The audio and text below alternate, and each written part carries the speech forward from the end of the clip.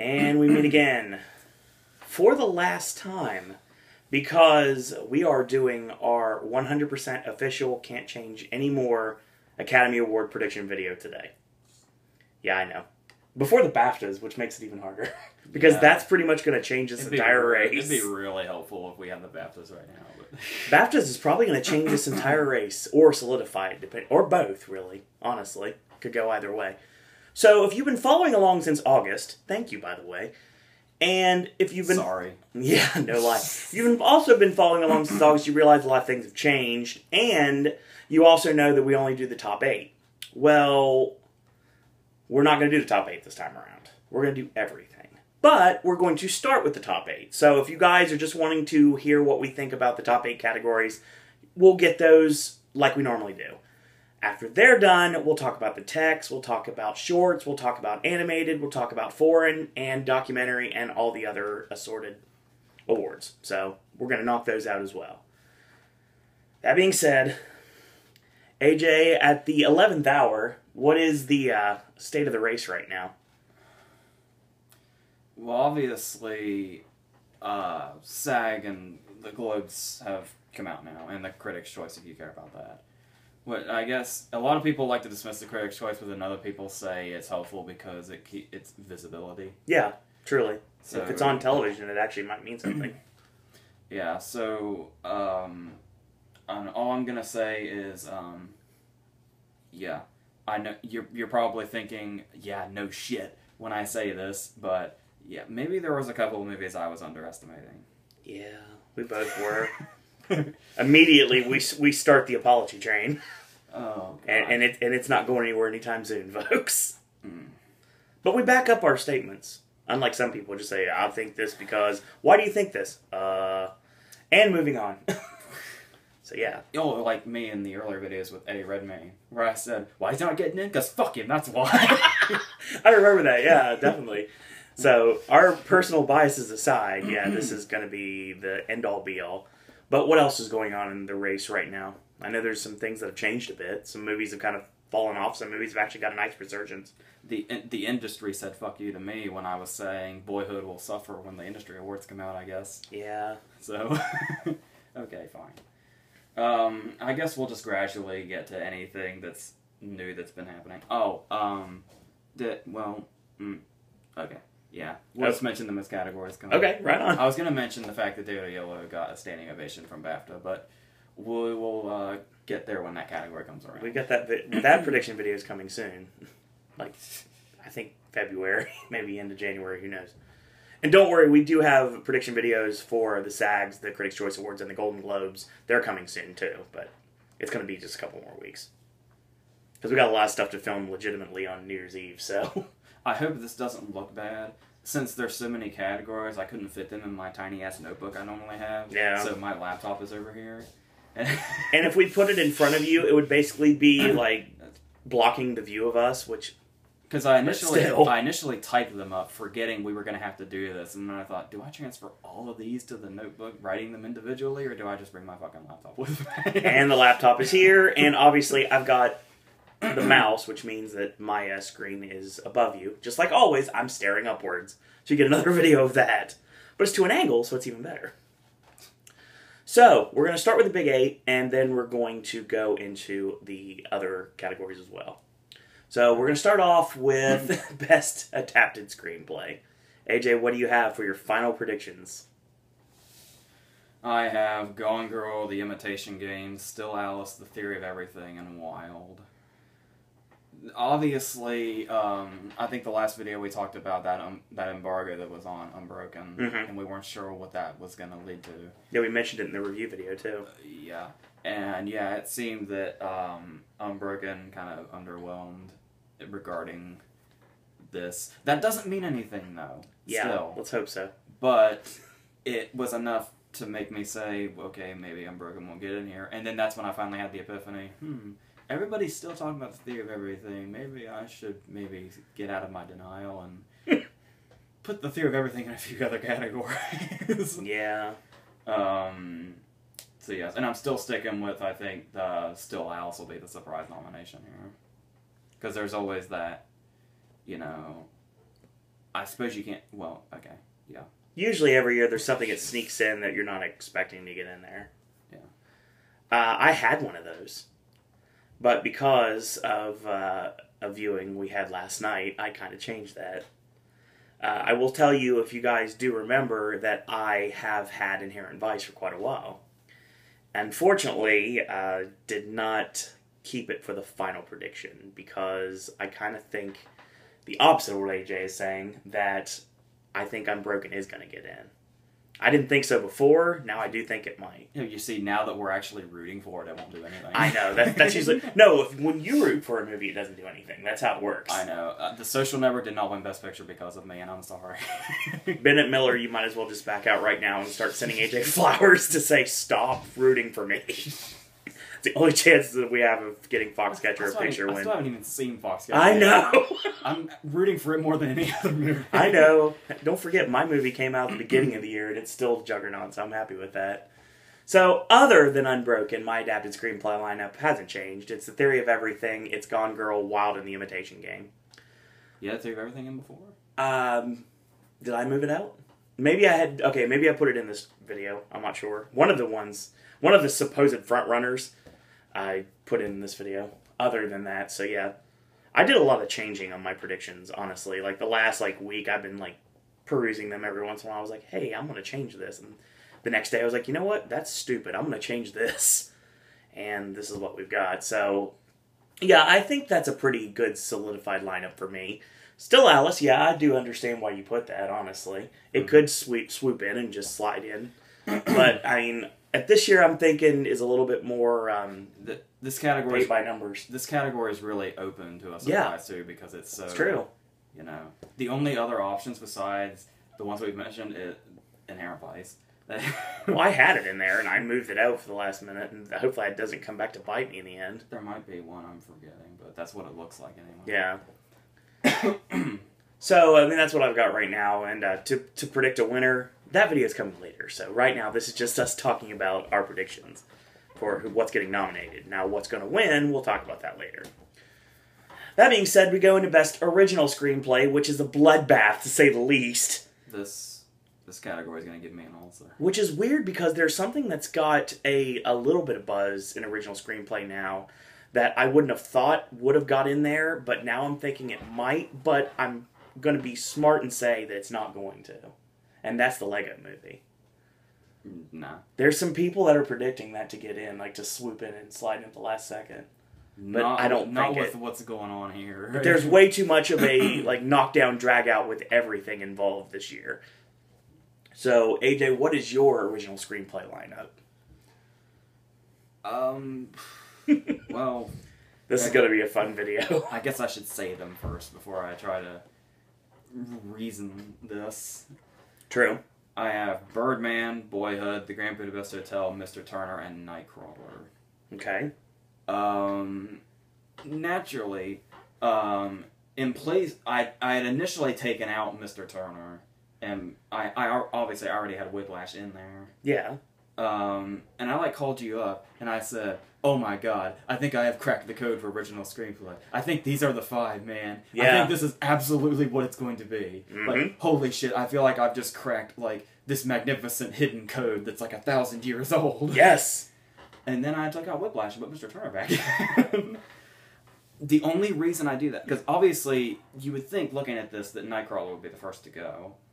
But it's gotten, it just depends on how much you rely on Critics Awards or not, but the Critics Awards, along with Gyllenhaal's SAG nomination and his Globe nomination, Nightcrawler is doing very well as far as getting visibility right now. Oh yeah, they're really starting to flock to it, too. And Gilroy's script is really, really, stands out from the others. I agree.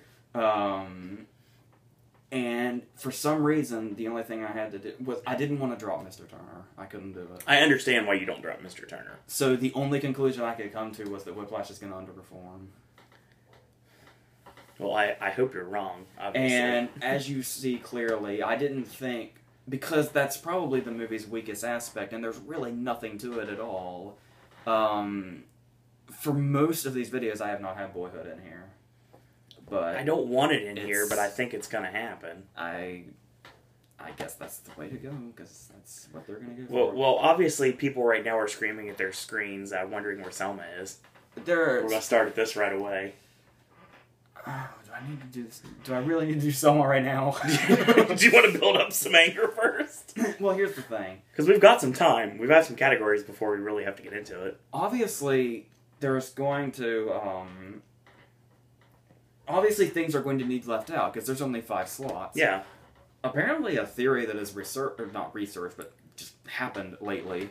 I guess a lot of people are starting to talk about the fact that because it's such a front runner in a lot of categories, and it's a movie that is not slacking on visibility. Yeah. People are just putting it in there by default, just automatically thinking it. But a lot of people are wondering if Birdman might have a weakness here. Because when you think about it, it's getting forgotten a little bit? Everything that people talk about with Birdman, the script is not one of them. That's true. So, it's hard to say. But I think it'll probably just be carried in with all the rest of the I think it will, for sure. Yes. Well, my lineup is what you call the quintessential lineup. I have Birdman, I have Boyhood, I have Whiplash, I have Nightcrawler, and I have the movie that I'm very proud to say is actually doing business now, and that's the Grand Budapest Hotel, which it very well could win this thing. Yeah, we'll talk about that later. Because they've talked about how it's like the really well-known directors that kind of take matters into their own hands that's kind of been doing this, because in 2011, Woody Allen took this category. Yep. In 2012, Tarantino took this category. And last year, Spike Jonze took this category. Wes Anderson fits right in that He really does. Like a glove. So, yes. But, trends. We'll see. You can't really rely on them all the time. So. You make them and break them every single year. Yes. So we're going to go into supporting actress now, which I think seems to be pretty solidified. But I'm not sure about yours, so let's see what we've got. Okay. For supporting actress, I say cautiously. Patricia Arquette for Boyhood, Jessica Chastain for Most Violent Year, Laura Dern for Wild, Keira Knightley for The Imitation Game, and Emma Stone for Birdman. You remember? You remember in the last video when I went on that thing about Laura Dern getting snubbed because she's like the Emma Thompson only in supporting actress? Stop bringing that up. Yes. As you can probably see, I think that might be Streep now. I'm not confident in it at all. It is another Disney movie. I can just see, especially after seeing Wild, Laura Dern just feels like that surprise nominee. And I know a lot of people are trying to say that Chastain is the vulnerable one here, and I know everybody's saying Streep will get in because she's Streep, and of course, the part is, really meaty. And like I said in the video, you just need one musical number in a big musical, and you've probably got a nomination in the bag, especially if you're fucking Meryl Streep. Yeah, of course. I don't know, her getting nominated for Into the Woods is just not jumping out at me. Then you got, Naomi Watts getting in surprise nominations for St. Vincent. Naomi Watts got in SAG for St. Vincent, and a lot of people are thinking that could carry over and get her nominated for Birdman. It's possible, but I don't see a double nomination for a movie this year. Because there's a lot of people, like when Birdman came out, a lot of people were complaining about Emma Stone getting all the buzz because some people thought Watts was better than her, but I'm not one of those people, but, Well, I went with the lineup as that I've had the last several videos. I don't think I've changed anything. I have Patricia Arquette for Boyhood. I have Emma Stone for Birdman. I also have Meryl Streep for Into the Woods. Laura Dern for Wild, and Keira Knightley for The Imitation Game. You're not going with Chastain. I have not gone with Chastain the whole time, and it's nothing against her. It's just for some reason I think this is the 5. Chastain's the only thing I can think of possibly can get that 5th slot, honestly. And I don't know why. I even went for Albert Brooks earlier on in the year, too. So, I did have the movie in my crosshairs for a while. I never went with Chastain. And she's had so many performances that could have got in this year, and I didn't even go with her at all. That may come back to bite me. Like a lot of things I'm about to say in these videos. So, we'll see. Oh, boy. Up next, Best Supporting Actor. Go ahead, AJ. Robert Duvall for The Judge. Ethan Hawke for Boyhood. Edward Norton for Birdman, Mark Ruffalo for Foxcatcher, and J.K. Simmons for Whiplash.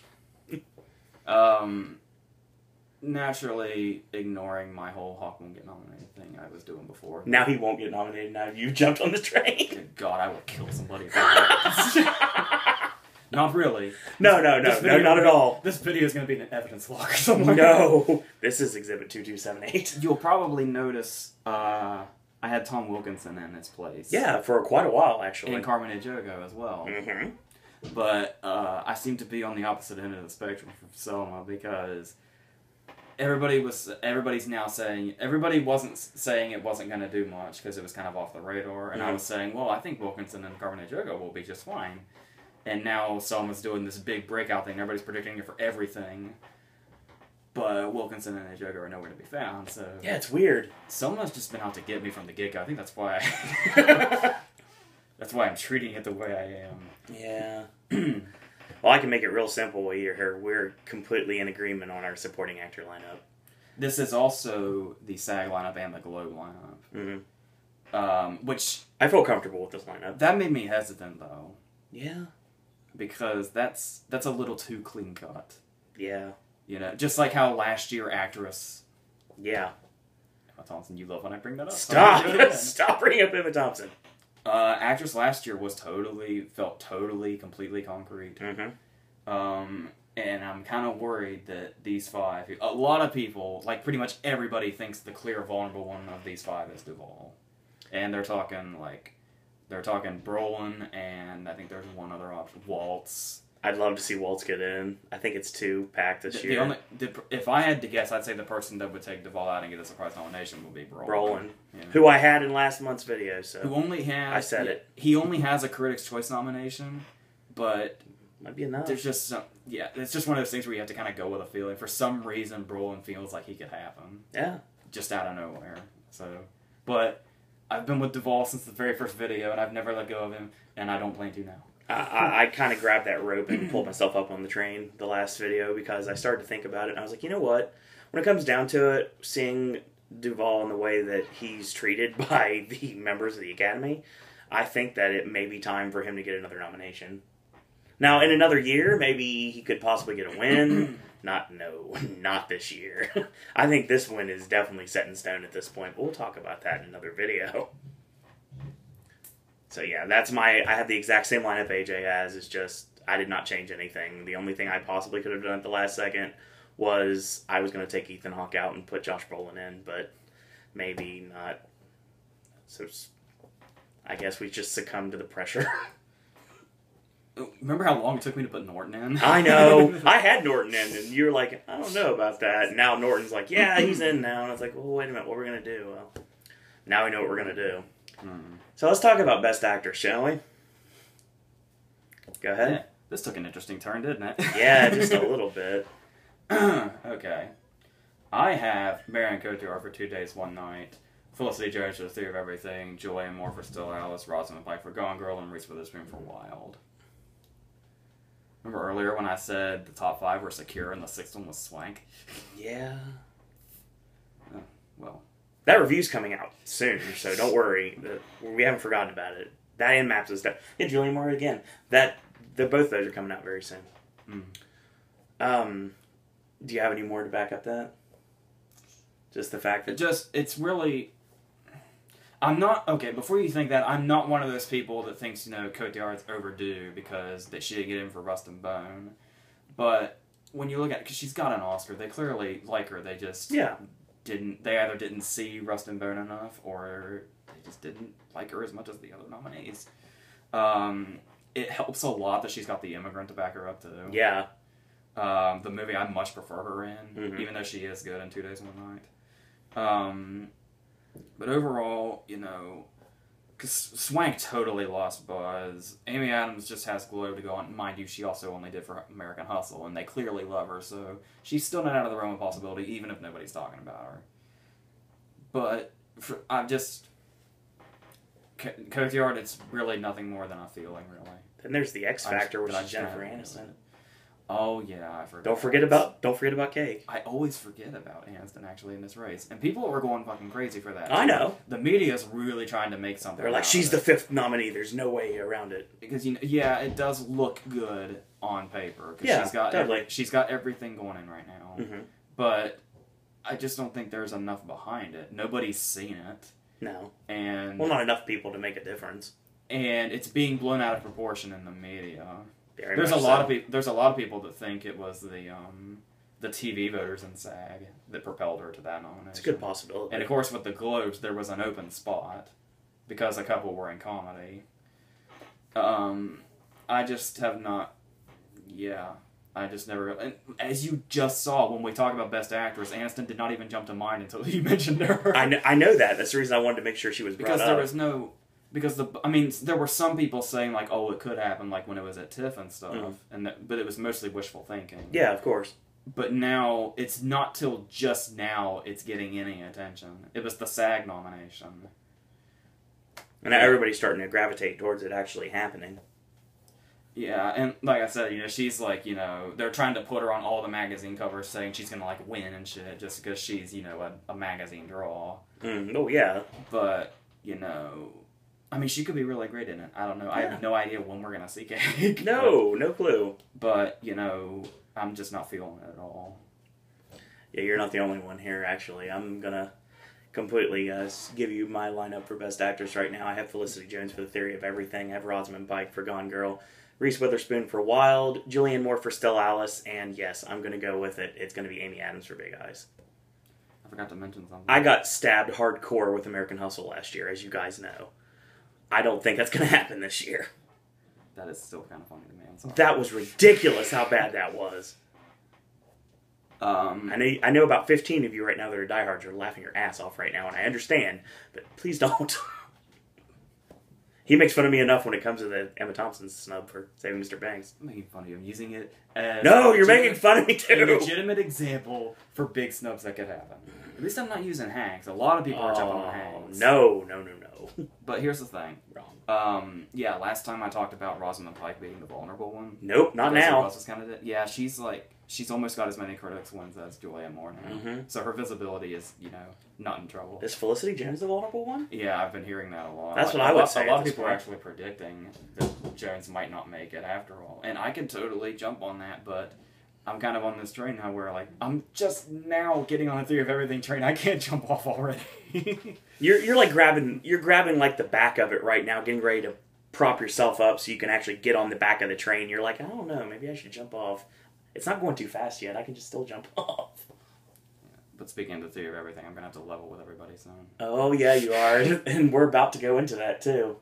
It is time for Best Actor. AJ, what is your lineup that I'm sure is going to be very controversial, as will mine?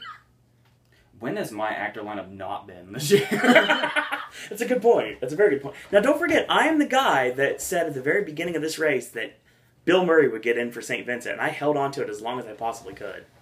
I really did. And I swear to you, if he gets nominated, I'm going to be like, I'll buy you guys a cookie. Because that's the only thing I can really do at this point. But it won't happen, so maybe some other day, hopefully. So, AJ, what do you have for Best Actor? Okay. This is going to be a fun series of events. I have Steve Carell for Foxcatcher. I have Benedict Cumberbatch for The Imitation Game. I have Jake Gyllenhaal for Nightcrawler. I have Michael Keaton for Birdman. And I have Timothy Spall for Mr. Turner. Mm-hmm. Hold on. Hold on, listen, okay. For those of you who are about to click off right now, please don't. He has an explanation. Okay. There's a few people I need to talk about, actually. Because it's not just Eddie Redmayne. Oh, I can talk about one of mine, too, so don't worry. Okay. You can save that one. I'll talk about it. Now, I understand. Okay, I'm looking at SAG, I'm looking at Globe, I'm looking at, what the industry's talking about, what the industry's building up. Yeah, I know, it's a really bad idea to not predict Eddie Redmayne. Yeah. I know, a lot of people think he's second to Keaton, actually. I've been seeing that a lot, looking at past predictions the last several years. A lot of people think he'll probably take the Drama Globe. It's possible. Yeah, I get it. But here's the thing. There's actually two things going into this. Number one, my pride. Yeah, of course. Obviously, I've been on this Eddie Redmayne won't get in thing since the beginning of the year.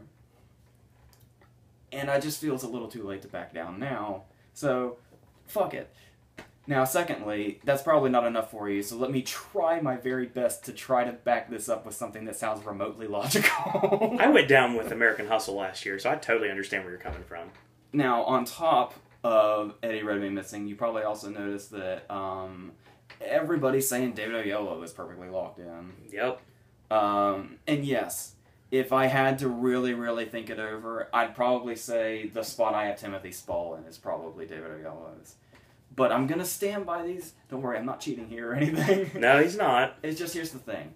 I want you to think about Best Actor in the way it is right now. Okay. Because there's the 5 I just said. There are Redmayne and David Oyelowo. And how many more people? It's literally a battle royal right now. Here's the thing.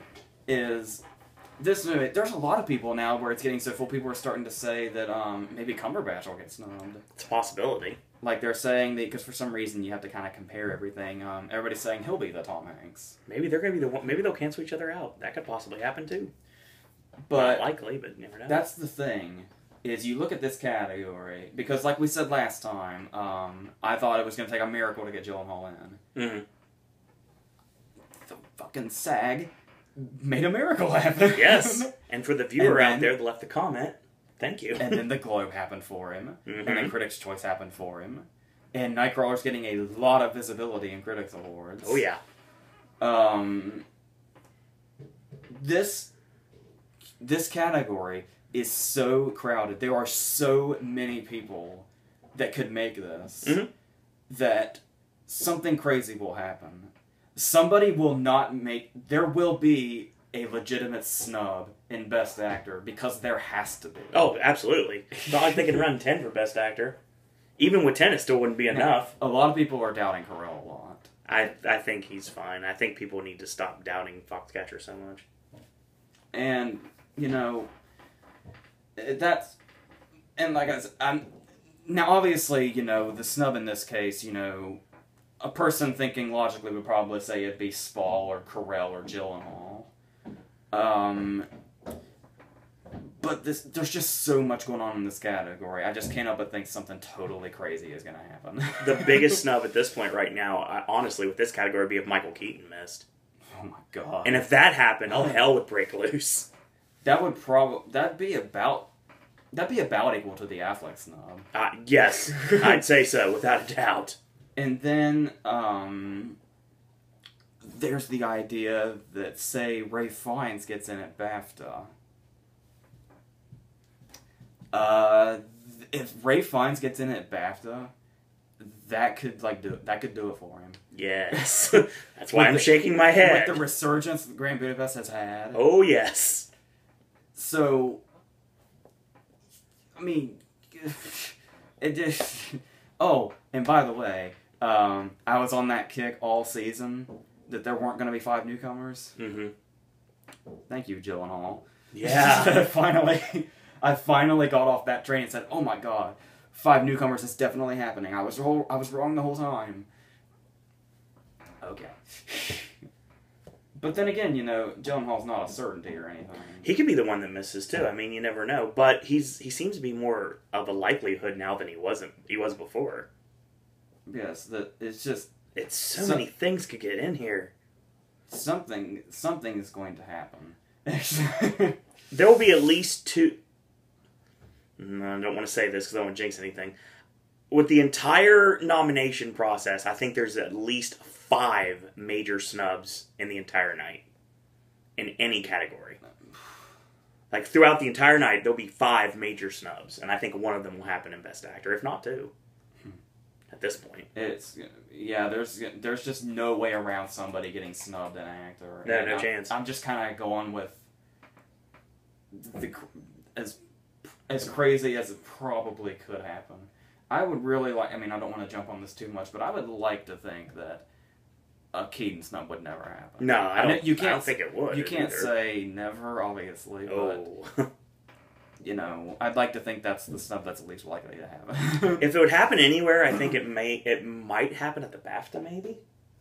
That could be a possibility. BAFTA eligibility can also be confusing. Yeah, very much so. But I have no idea. like with Dallas Buyers Club last year, I had no idea what's eligible there and what isn't, so I guess we'll find out. And Ashley wasn't able to give us his predictions today. Actually, I'll talk about that in another video. We'll discuss that later. But my actor lineup is a little similar, but yet different. I don't have Timothy Spall. I did at one point, but then I found a big, nice resurgence for Jake Gyllenhaal, which is awesome to see him get in. And I have him in there. I have Michael Keaton, I have Steve Carell, I have Benedict Cumberbatch, and yes, I am 100% happy with putting my Oscar hopes on Ralph Fiennes in the Grand Budapest Hotel, because right now it does not seem like a long shot that Grand Budapest gets anything at this point. I think it's pretty locked in most categories, and I think that actor could actually swing the right way. It's too bad we don't have a BAFTA to talk about. But if he doesn't get in BAFTA, maybe he's done. But yeah, the thing about that is we were talking about how BAFTA is going to propel Fiennes. Yes, that's also what I'm thinking, because Timothy Spall had a little resurgence there. Obviously, he won Cannes and then disappeared off the face of the earth, and then I remember that. And then he won New York, and then he was kind of visible again, and then he's disappeared again. But I'm really, really thinking that Mr. Turner is going to get that. I've been predicting Mr. Turner all year. He has. That really, really massive push that I think it's going to get has to come from BAFTA. And that is extremely possible. Oh, yeah, easily. Because if ever there was a fucking British-ass movie, it was Mr. Turner. The picture I saw for it is just basically him just painting with women with Victorian dresses on in the background. I was like, okay, this looks really British. Nothing was wrong with that or anything, but still. That big push that I really need Mr. Turner to get, for me to have not been wrong all year, has to come from BAFTA, and that's completely possible. Yeah, it is. I won't doubt that. I'm not going to say you're wrong, because it easily could happen. Or, the reverse could happen. The BAFTAs could, give Mr. Turner everything, and the Oscars still, completely snub it. But I think there's enough overlapping between BAFTA members and the Academy members that BAFTA does have a bigger impact than a lot of people realize. So. Yeah, that's true. Let's go to Best Director now. This has been a lot of bouncing around this entire year, too. Yeah. I'm sure yours has changed quite a bit. Okay. We'll go through... Okay, yeah. Obviously, we'll save Selma after we've done picture. Okay, that's fine. You can keep that in mind when I talk about director now. Because, yeah, okay. As I just looked at you guys quizzically, like... Okay, Wes Anderson for The Grand Budapest Hotel, Alejandro Gonzalez Iñárritu for Birdman, Michael Lee for Mr. Turner, Richard Linklater for Boyhood, and Bennett Miller for Foxcatcher. Yeah, Linklater, I know. I'm sorry, Boyhood, I underestimated you, I know. I get it, okay. Yeah, what I just talked about with Michael Lee, with BAFTA being a huge push. And Mike Lee obviously is somebody that's rarely ignored by the Academy. It's like Stephen Daldry. Not quite, but it's mainly for his writing, but the Academy clearly has a respect for Mike Lee. Yeah, definitely. And this movie is a real director's movie if you look at it. I mean, you could argue and say it's a cinematographer's movie, but I know I've been saying Mike Lee all year, and that's probably another reason I'm sticking to it, but another thing is, when you see Mr. Turner, it's really hard to imagine a director's branch not going for it. Okay, I can see that. So you see, Mike Lee getting a DGA, and then... Or maybe not. Oh, I was thinking that before, but I think it might be a long... DGA might go... DGA loves Nolan. Yeah. So he could always get in there, so it's hard to say. And they love Fincher. Yeah. So... One of those names you'll see pop up I wouldn't be surprised at all if Fincher and Nolan show up at DGA, but I don't think they'll show up here. Even though Fincher is getting a real push again. Gone Girl's getting back into people's minds again, which is good. Obviously, as we've seen now, Wes Anderson's gotten a massive resurgence lately, so that's cool. Bennett Miller is kind of my wishful thinking spot. Yeah. And once again, he seems so beloved in the industry. And it is weird. Everybody brings up the Moneyball snub. Mm-hmm. But... that was the year Malick got in for The Tree of Life, so that was kind of weird in general. Yeah. But still, I think when you hear people in the industry talk about Bennett Miller, they have a massive respect for him. Yeah, definitely. And everybody in the industry seems to be loving Foxcatcher.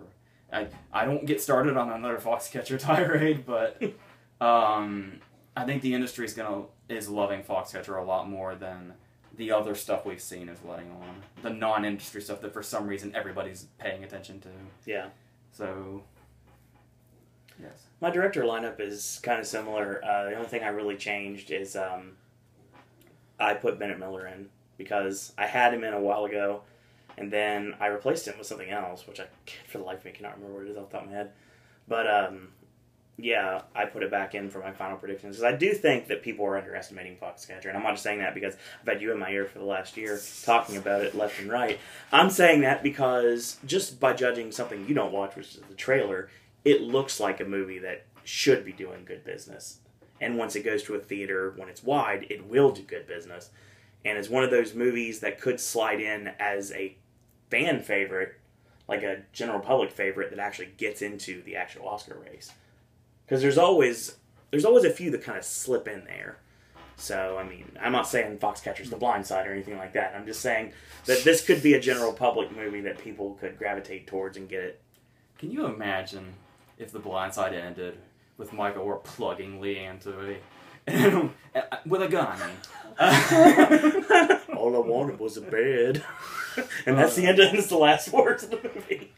Oh, you're changing me. You're changing me. I'm sorry. Oh this my got god. Weird. Oh my god. Okay. That's on camera, folks.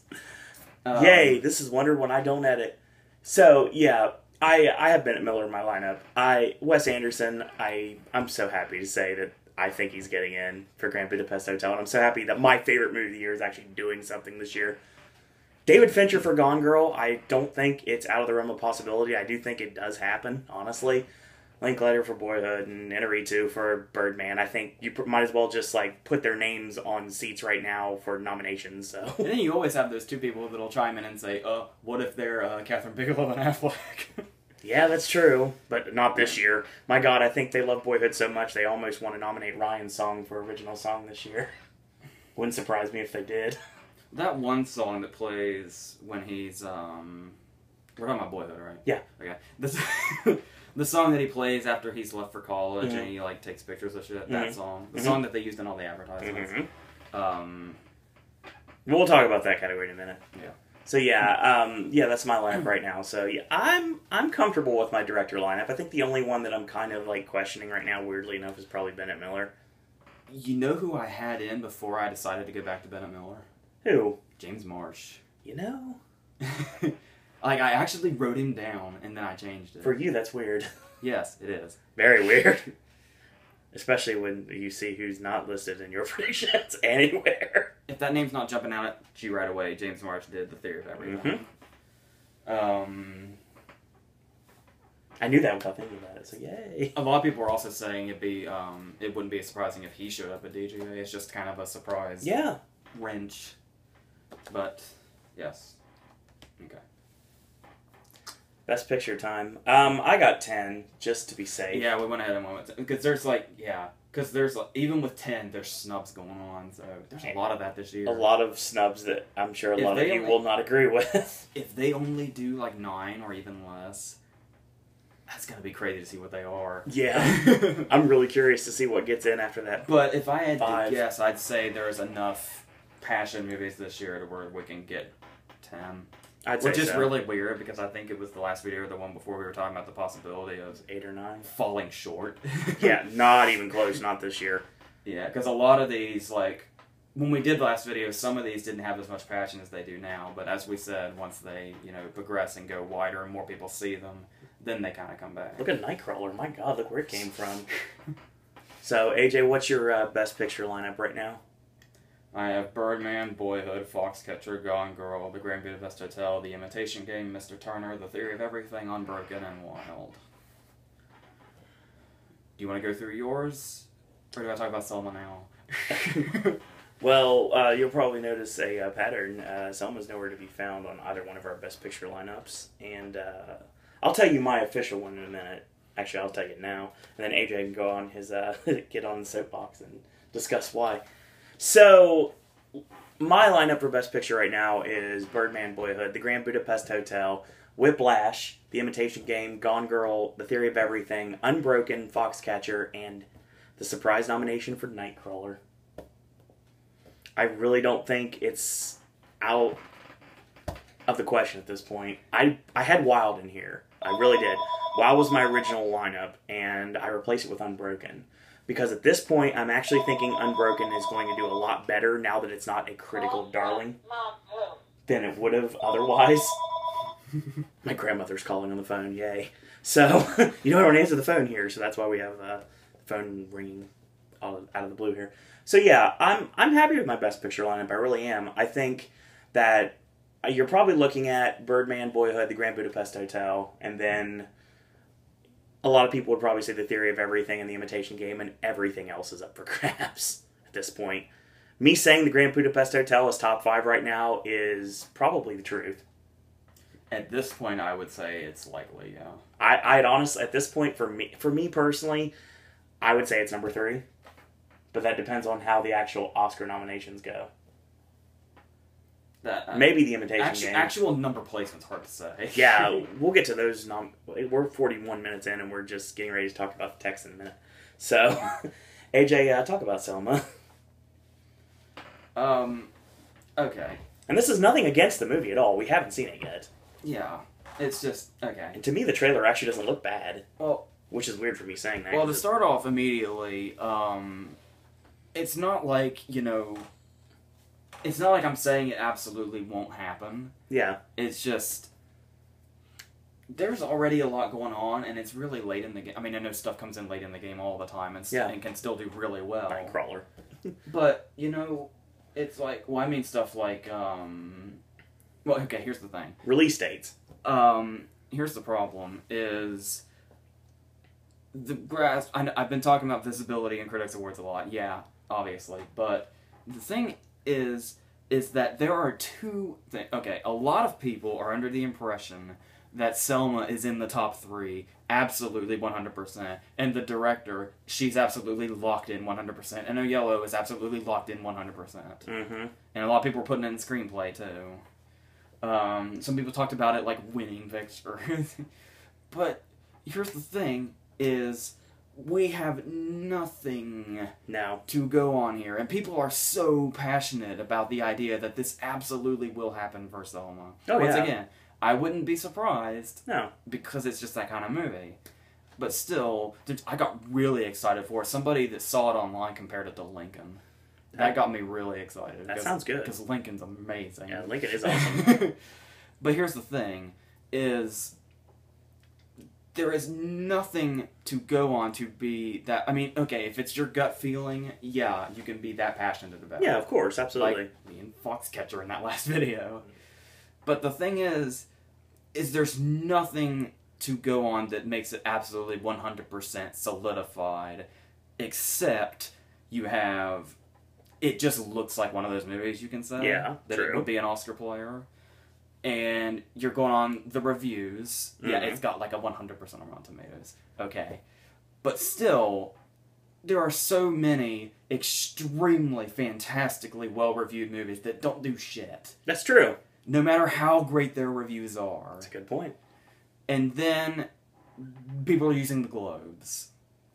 And yeah, we have said before that the Globes do seem like they can make a difference. Like, when Waltz took off for Django and when McConaughey took off for Dallas Buyers Club after Philip Seymour Hoffman and Tommy Lee Jones seemed to be, overshadowing Waltz in the Critics Awards. Mm-hmm. And Chiwetel was running away with it for 12 Years a Slave before McConaughey won the Globe and just took off. Yep.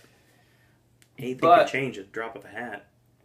But the thing is, and SAG is a weird wild card because the screeners didn't get out. That's true. That's what happened to Waltz with Django. The screeners for Django didn't get out, and he missed SAG completely. I think it's the only thing he missed, isn't it? So it's real. Yeah, I think so. And then he won everything. And he won everything else. So it's really hard to gauge exactly because for all we know, the Selma screeners would have gone out, and Oyelowo still would have not gone in. Yeah. And it's really weird to me that none of those supporting players are doing anything. That's true. So, here's the thing, is people are absolutely 100% that Selma is going to do the great things that it's going to do with picture, director, and actor, and nothing else. That, I mean, okay, maybe text, Song. but when you look at text, which we're about to go through, Yes. You'll notice something is off about that too. With the fields going on here. Mm-hmm. Now they're gonna have to really, really go for Selma and snub a lot of really, really great players in this race to do that. Correct. And I don't know. And of course, people are talking about, all the political stuff. Mm-hmm. Apparently, there were pictures of David Oyelowo and the director, like, at protests wearing shirts that say "I can't breathe" and stuff like that. Take that for what you will. And then, people are really driving in the political motivations and stuff like that. Yeah, of course. But once again, I know this is happening at the right time in the area with the voting and everything, but people were so certain this was going to happen for Fruitvale. Yeah, they were so certain Michael B. Jordan was going to get Best Actor. And nobody's even, like, when I say Fruitvale, you probably have to struggle to remember what that is. Yeah. The movie, I mean, not the, But, yeah, I just can't wrap my head around how people are so sure about a movie that has no proof going into it that it's going to perform like that. And yes, I mentioned, there was apparently David Oyelowo got a standing ovation at BAFTA, which is apparently, like, unprecedented almost. Mm. But there's quite a few things there. I hate to say this, but anybody who watches the award ceremonies will know exactly what I'm talking about. If there's a lot of people talk about how the Oscars are bullshit and their politics and stuff like that, but if you want a biased awards body, yes, for the love of God, if you want an extremely biased awards body, go back and look at some of the BAFTA results from the past. That's why I think Michael Keaton might miss at the BAFTAs. And David Oyelowo is British. Yeah. And playing an important political character. Do you remember last year, or technically this year at the Oscars, when Bono played the song from the entirety of U2, but fuck everybody else, Bono. U2 performed the song from Mandela. Yes. Okay? Mm-hmm. And then everybody, after he performed it, everybody stood on their feet and applauded. Mm-hmm. But then we got a full shot of the stage, and it wasn't fucking U2 they were applauding. There was a big-ass picture of Nelson Mandela behind them. That's the power of editing. So the question is, were they applauding David Oyelowo, or were they applauding Martin Luther King? Now the big question is, can they differentiate the two? And that'll really, really help Oyelowo. I don't know, maybe. But I just feel like people are so on top of it. Like I said, it wouldn't surprise me, really. Like, no. It wouldn't at all. No. If it gets in for picture, director, and actor, no, I'm not surprised at all. But people are so certain right now when there's really nothing to go on other than the Globes went for it and it's got good reviews. Haven't even had our first televised award show yet. And people just have it in the absolute top 3. Practically everybody. Mm-hmm. No, I've read everything, and yeah, that's all everybody's talking about. I can't wrap my head around that. Yeah. Maybe they're seeing something we're not, or maybe we're just blind, or I don't know exactly how to look at it. I mean, but like I said, precedents are made and broken every single year. Just because a movie that had a political aspiration did well one year doesn't mean it's going to do well the next year. Because like I said, you look at what I have, mm-hmm. and it's totally logical that you can take out Mr. Turner entirely out of mine. You take it out of picture, director, actor, and screenplay, and you can put Selma in all 4 of those slots, and that could happen. But I don't have anything I can do that with, unfortunately. And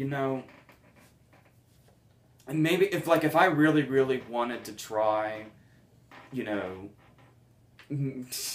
to really predict these things, to really go with what looks like the obvious, yeah, which, as we've learned, never happens. No, it doesn't. No matter how locked something is, there's always a cog that just does not add up. That would be the logical thing to do. Yeah, but we're not about logic here.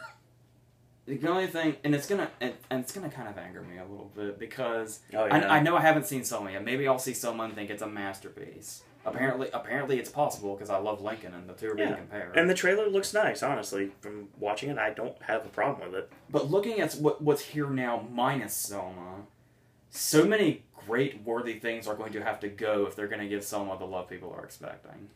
Yeah, Best Actor is the first thing I'd jump on. Screenplay, and Director's race is really jumbled. So I'm having trouble reading Selma, but everybody is so certain it is in the top 3. Yeah. And gonna just, but I don't know. I am prepared to be wrong. Oh yeah, same here. It's just, right now I just can't see it.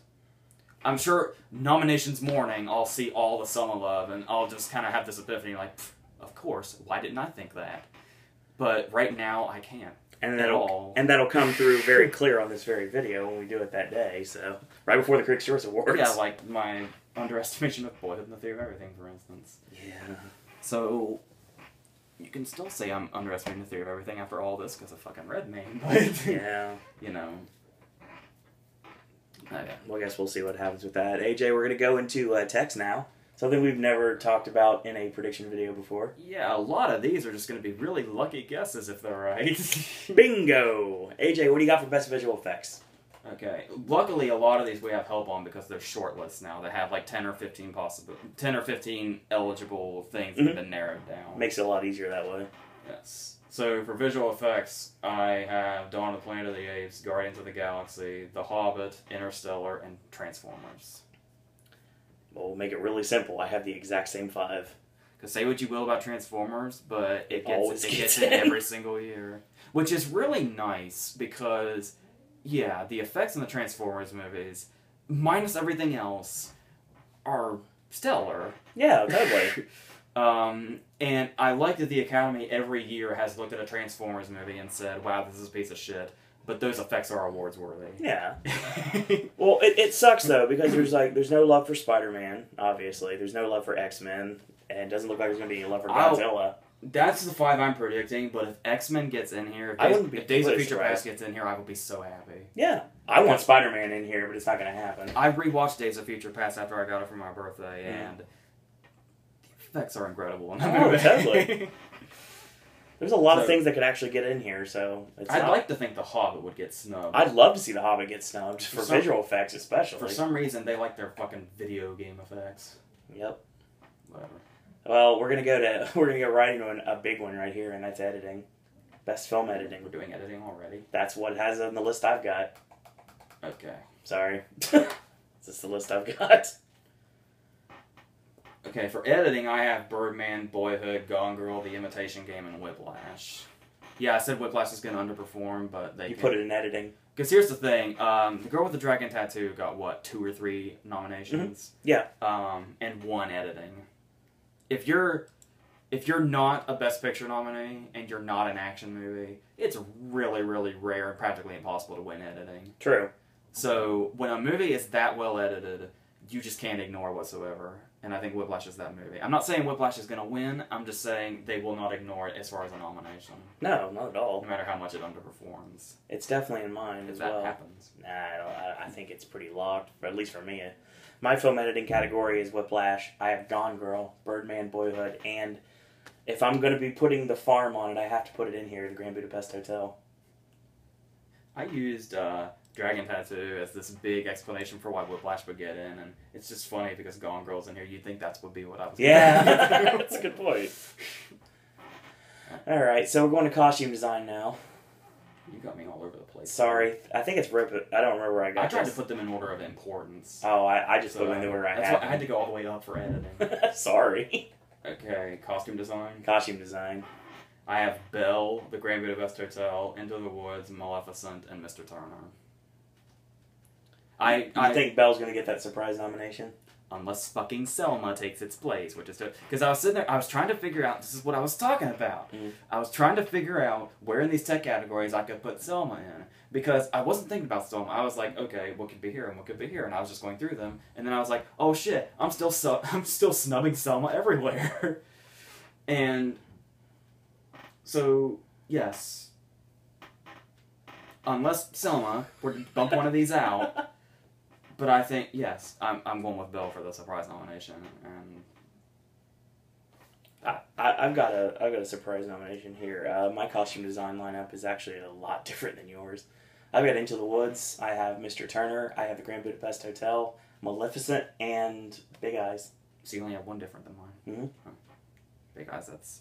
It's ballsy, I'm aware. Yeah, a little bit. Because I feel like there's one missing here, but I can't think off the top of my head of what it is. Selma. I honestly wanted to put Inherent Vice in this list, honestly, but I couldn't do it at the last minute. Because modern costumes work too, because we've seen it happen before, so. We're going Best Makeup and Hairstyling up next. There's another one we had a helpful list. Yes. So many snubs happen in this category all the time. No lie. I have Foxcatcher, The Grand Budapest Hotel, and Guardians of the Galaxy. You have only 3 this year? That's all they run. 5, didn't you? Yes, I You did. better make a decision. I got fine. Okay, my lineup for Best Makeup and Hair will be Foxcatcher, The Grand Budapest Hotel, and The Theory of Everything. I don't think they added 2 more slots after they added hair. I think it's still only 3. Because I also had Guardians of the Galaxy and Maleficent on my list too. I'm pretty sure they only do 3 for that. I'm not positive at this point, honestly. That's what we'll say. Because I'm pretty sure. Well, do you have 2 extra ones in case you need to? Nope, I don't. Alright, good times. So, Grand Budapest Hotel, Foxcatcher, and Theory of Everything is my 3. Alright, we'll go with that. Best Cinematography. Okay. I have Birdman, Ada, Mr. Turner, The Theory of Everything, and Unbroken. I'm really, like, I always had Grand Budapest in there. And then I just had to, I don't know, because Unbroken's probably on the outskirts, and Ada could be the surprise nomination. Apparently not many people are talking about The Theory of Everything here, but I thought that was a given. Yeah, you Because think when everybody talks about The Theory of Everything, the first thing they talk about, even the people who don't like it say, man, it looked good. So I thought that was a given here, but I guess it's not a popular choice. So we have 5 again, right? Let's make sure we're at 5 here, correct? But yeah, I rewatched Grand Budapest 2 days ago, and I was like, oh my god, cinematography looks right, but there were some people that said it wouldn't happen because cinematography-wise, it looks like the rest of Anderson's movies. The Academy doesn't give a shit about that, though. If they're gonna climb on a movie, they're gonna climb on a movie. Yes. So, yes, in the meantime, that's what I'm going with. Alright, I've got Birdman, I have Unbroken, I have Mr. Turner, I have the Grand Budapest Hotel, and Interstellar. Yeah, Interstellar was a good choice, too. I had Into the Woods in here, and then I was thinking, it looks nice, but it also, no. I don't think it's getting in. Hope not. And I went with my gut and going with the Grand Budapest Hotel, so. I'm happy with my 5, I actually like that lineup, actually. I haven't seen Mr. Turner, but I mean...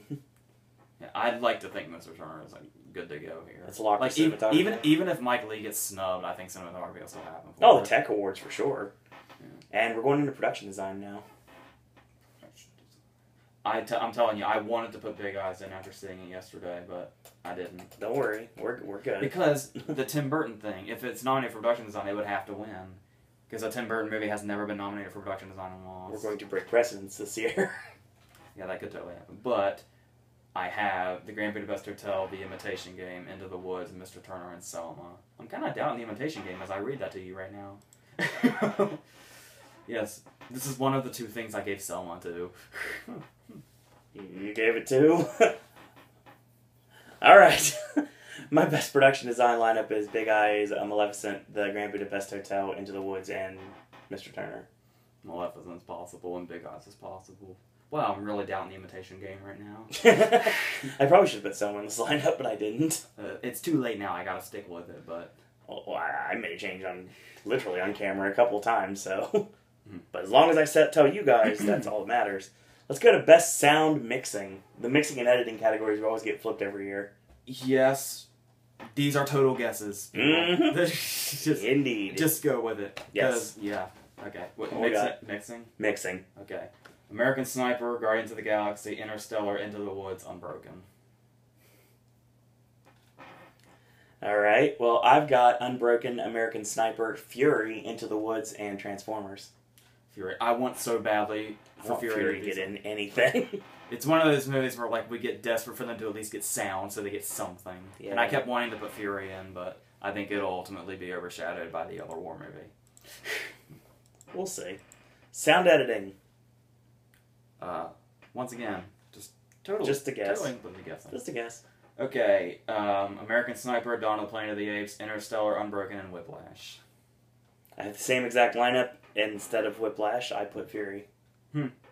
I wanted to put Whiplash in that lineup, but I didn't. Don't know why. I just didn't. I did give it a lot of love, though. If you read my predictions, you probably understand that. Let's go into Best Original Song, shall we? Song? Yep. Alright. There were what, like 74 of these? Yes, I have the entire list on a notepad, and it takes up, like, I think 2 or 3 pages. Okay, I have Lost Stars from Begin Again, Big Eyes from Big Eyes, Everything is Awesome from the Lego Movie, America for Me from A Most Violent Year, and Glory from Selma. I think, I was telling you this before we started, Everything is Awesome will be that inspired nomination they do in this category from time to time. Like, the Moon Song was kind of like that last year. Blame Canada comes to mind for me when I think of something like that. Big Eyes might be wishful thinking. I don't think it is. Because I really dig that song. It's a good song. But I'm not sold on it. Because they snubbed her for Gatsby. Yeah, which is this might be writing the wrong, though. Well, I also have the same lineup you have, with one exception. I actually, instead of running The Most Violent Year again, I'm actually going to run the Coldplay song from Unbroken. Which I think that your lineup being Lonely Island, Coldplay, John Legend and Common, Lana Del Rey, and Adam Levine is actually a good lineup for a MTV award show, but I still think it will be your Oscar lineup. Yellow Flicker Beat's getting a lot of attention too. Yeah, that's true. So far they've snubbed every Hunger Games song, so I don't see why they won't keep doing it. And the Patti Smith song from Noah, too. That's also getting some buzz as well. Yeah, I listened to that again after it got the Glow nomination, and I almost fell asleep. No Please Mr. Kennedy this year, sadly. Yeah. Nothing that captivates me like that. Let's talk about score now. Score, I have Gone Girl, The Imitation Game, Interstellar, The Theory of Everything, and Unbroken. You have anything you're just going to throw that out and that's going to be it? No. He's going to get double nodded like John Williams did in 2011. He can't get triple nodded because Grand Budapest Hotel wasn't eligible, but he will get double nodded. I didn't realize it wasn't I didn't realize it was ineligible in score. I'm pretty sure it is. Are you positive? I have it. That's exact lineup I have. I just have Grand Budapest instead of Unbroken. Well, I guess you better make a... Okay, I will say right now, if it is eligible, we're going to go with Grand Budapest Hotel. If it is not, then I'm going to stick with the same situation and go with... I'd love to go for Whiplash for this, but obviously I can't. I know for a fact it's out. Same with Birdman. But, yeah, I'm going to go with that. Unbroken works fine. I have to do that because I don't know if Grand Budapest Hotel is actually eligible or not. I guess we'll find out. You're making me nervous now. I'm pretty sure it is, but now I'm pretty sure it is. We'll find out later. Let's talk about something that most predictions don't go into, and that's the shorts. We're going to go to animated short first. Are we already first. down there? Yeah, we're already down there. We haven't done documentary 4 and they're animated yet. We're getting they're actually coming up later. The order I've got is quite messed up. Okay. And well, obviously these are just going to be lucky guesses. If right. Yeah. At the very least, we did have short lists. Yes, we did, and that's exactly how I picked my answers. So, best animated short, AJ. The Bigger Picture, Coda, The Dam Keeper, Feast, and Footprints. I have The Bigger Picture, Duet, Feast, The Numberlies, and Single Life. Wow, either I'm right or you're right. There's no in between, really. It's very true. Live action short. Oh, God. We love this category. Pronunciation. I've actually seen one of these, so it might be my wishful thinking going with it. Pronunciation will not be a problem with mine, but go with yours. Aya? I believe that's right. Baghdad. Surely it's not Messy. Messai. Maybe. Sure. I'm sorry. You have to apologize. Boogaloo and Graham. Okay. Carry On, and The Phone Call. I've actually seen The Phone Call. Really? It is a short with Sally Hawkins runs like a suicide hotline, and she's talking to Jim Broadbent and trying to talk him out of...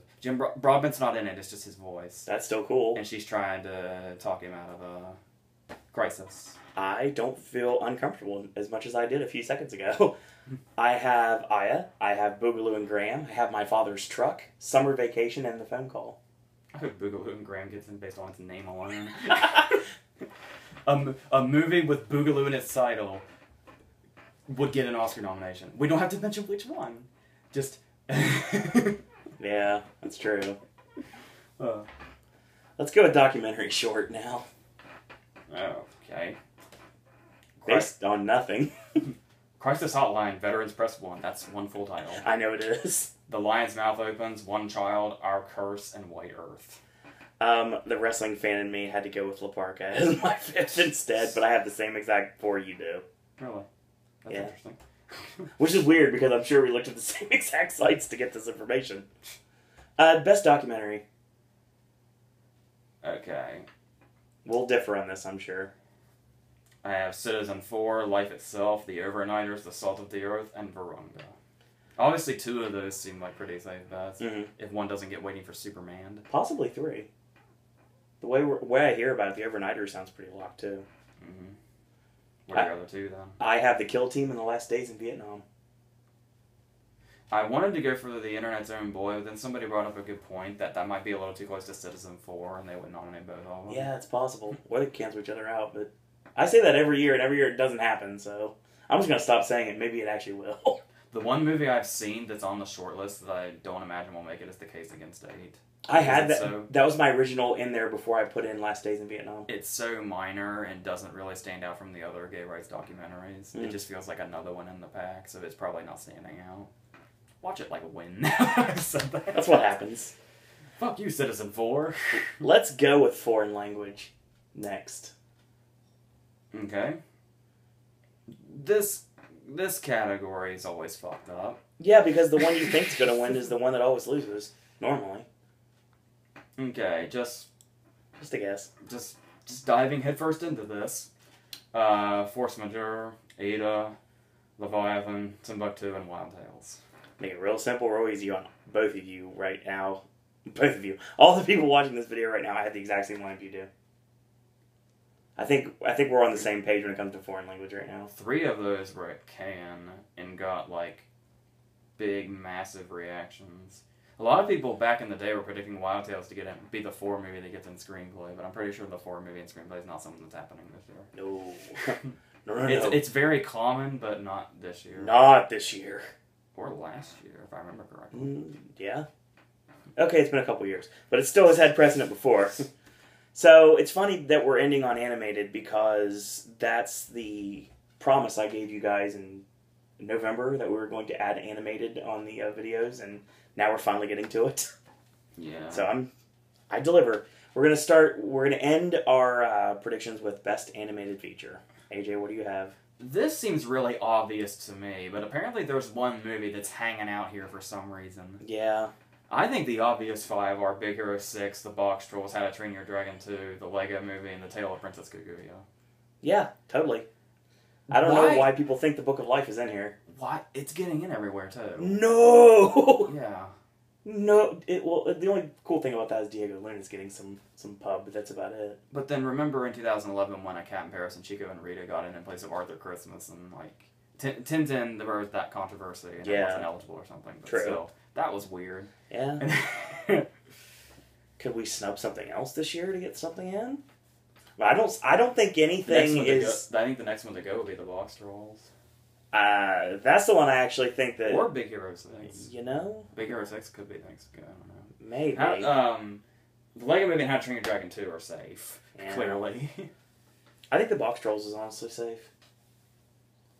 But, like, the Leica animation I've always gravitated towards anyway, with Coraline and Paranorman. They both got in, so I'm thinking The Box Trolls is going to continue it. Yeah, I don't know why Princess Kaguya hasn't been making it in The Book of Life has. That's weird. Yeah, it's very strange. Because most people didn't take to The Book of Life at all. I don't know what critics thought of it. Yeah, this guy right here. Oh, are we done? Yeah, what did you think? So, that's what we've got right now. So, we will have more coverage coming at you guys Wednesday. We actually will have a video coming up Wednesday. Don't know exactly what it's going to be, if it's a movie review, or if it's going to be Golden Globes predictions. Probably a prediction video, actually. I think that makes sense. Golden Globes predictions coming Wednesday. That'll work for New Year's Eve. We got a lot of filming to do New Year's Eve because we got a lot of stuff that we're going to knock out and get that out to you guys next week. And we have a lot of movies still to watch, so obviously that's coming down. Foxcatcher still looks like it very well could happen next week. Hopefully that works out. And The Imitation Game, Selma, Inherent Vice, a lot of stuff. We still need to watch those. So, as always, thank you guys and girls out there for following along with us on our road to the Academy Awards. And you'll see what we thought, how we get our actual nominations coming up next month. So, as we end 2014 and we go into another year, go out, watch a movie, enjoy yourself, and enjoy the award season, because I think it's going to be quite a ride this year, without a doubt. So, that being said, thank you guys and girls up there for watching, and until next year, boys and girls, that's all we got to say about that.